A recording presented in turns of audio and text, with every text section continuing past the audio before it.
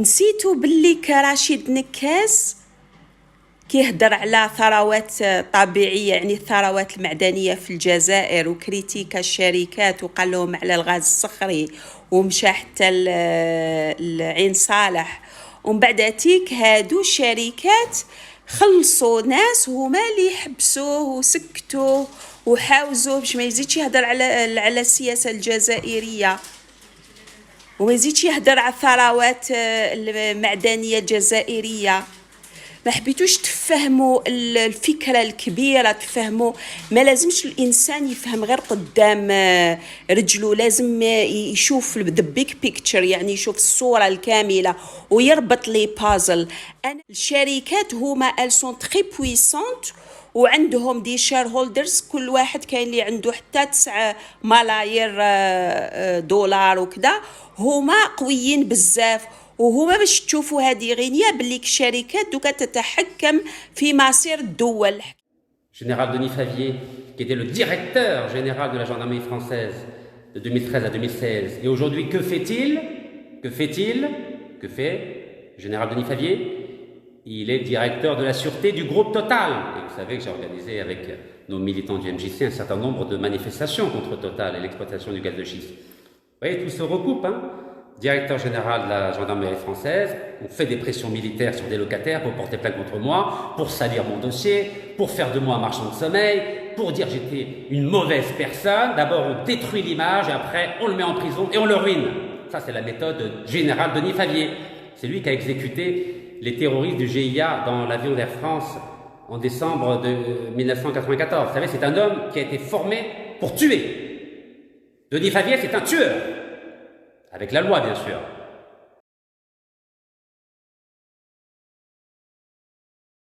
Le garde des Sceaux François Mitterrand est alors partisan de l'Algérie française et partisan d'une ligne dure à l'égard du FLN.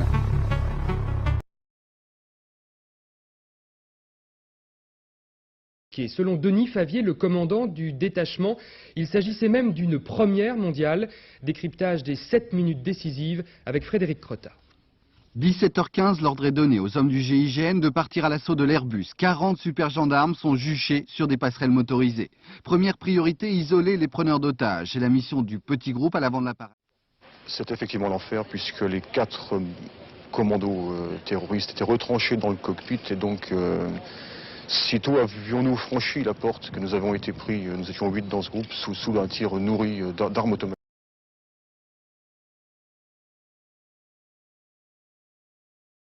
D'abord, Denis Favier, vous êtes général de la gendarmerie nationale, ancien commandant du GIGN. Vous avez fait évidemment Saint-Cyr. Vous avez pris le commandement du GIGN en 92, si je ne me trompe pas. Une première fois en 92. Première fois en 92. Ouais. Après, vous en êtes reparti, vous êtes revenu au GIGN. Vous avez été directeur général de la gendarmerie nationale et vous êtes aujourd'hui directeur de la sûreté de Total. Que 14 autres locataires ont reçu des convocations de la gendarmerie nationale depuis 2013. Et à l'époque, qui était le directeur général de la gendarmerie nationale? C'est le général Denis Favier.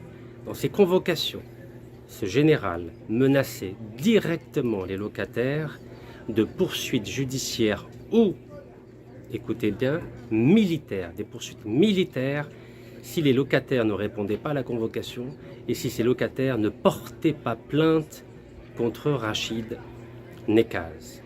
Qu'est-ce qui le prouve?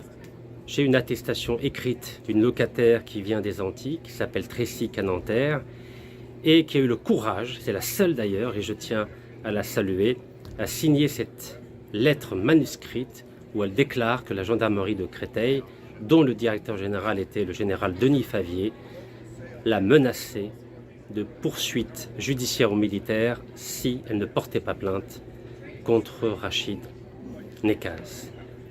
Qui est ce général Denis Favier? Ce général Denis Favier était d'abord le patron du GIGN, le groupe d'intervention de la gendarmerie nationale, qui est devenu célèbre lorsqu'il a mis fin à la prise d'otage de l'avion Air France en décembre 1994 à l'aéroport de Marseille-Marignane. Ensuite, il est devenu conseiller du ministre de l'Intérieur français, M. Manuel Valls. Et à partir de 2013, il est devenu directeur général de la gendarmerie nationale française jusqu'au 1er septembre 2016. Et que s'est-il passé le 1er septembre 2016? Ce général Denis Favier est devenu le directeur de la sûreté du fameux groupe Total contre lequel nous avons organisé un certain nombre de manifestations dans la mesure où il exploite le gaz de schiste, notamment le taille de gaz, à Timimoun en Algérie et qu'il avait un permis d'exploration pour exploiter et explorer le gaz de schiste à Ain Salah. Et certains s'en souviennent, j'avais organisé avec 5 militants une longue marche de 1255 km à pied entre Tizi Ouzou et Ain Salah contre l'exploitation du gaz de schiste et pour la mise en place d'un moratoire sur le gaz de schiste. C'était entre le 21 mars 2015 et le 18 avril 2015. Et à l'époque, nous avions été accueillis chaleureusement et fraternellement par plus de 25 000 habitants de Ain Salah et je n'oublierai jamais ce moment de communion que nous avons vécu ensemble. Donc le procureur de Créteil a convaincu un locataire algérien, sans papier, mais avec un contrat de location, la mairie d'Orly, qui se trouve dans le Val-de-Marne. Et comme vous le savez, depuis 2008, où j'avais essayé d'être candidat au municipal d'Orly, les relations entre la mairie d'Orly et moi-même sont extrêmement tendues. Et la troisième personne, ou plutôt la troisième personne morale que le procureur de Créteil a réussi à convaincre, ce sont les impôts. Les impôts me réclament depuis 2012 plus d'1 million d'euros car ils ont considéré qu'il fallait me ruiner dans la mesure où j'avais mis en place un fonds de défense de la liberté et de la laïcité doté d'1 million d'euros pour payer toutes les amendes des femmes qui portent librement le niqab dans 8 pays européens. Alors j'ai bien sûr essayé de rencontrer les responsables des impôts en France, mais j'ai reçu un email d'ailleurs qui était en copie, qui avait été mis en copie à 8 personnes des impôts. Le directeur, le responsable de notre dossier avait dit clairement « Non, je ne souhaite pas vous rencontrer ». Et pourquoi? Tout simplement car une décision venue d'en haut. Je demande son expulsion immédiate du territoire. Il est algérien, il est là pour détourner nos lois. J'estime qu'il a un comportement d'islamiste en col blanc et qu'il ferait bien d'être expulsé du territoire et que ses comptes bancaires soient fermés. Donc, Nadine Morano avait un problème avec les étrangers ou les musulmans? Il y a un État, hein.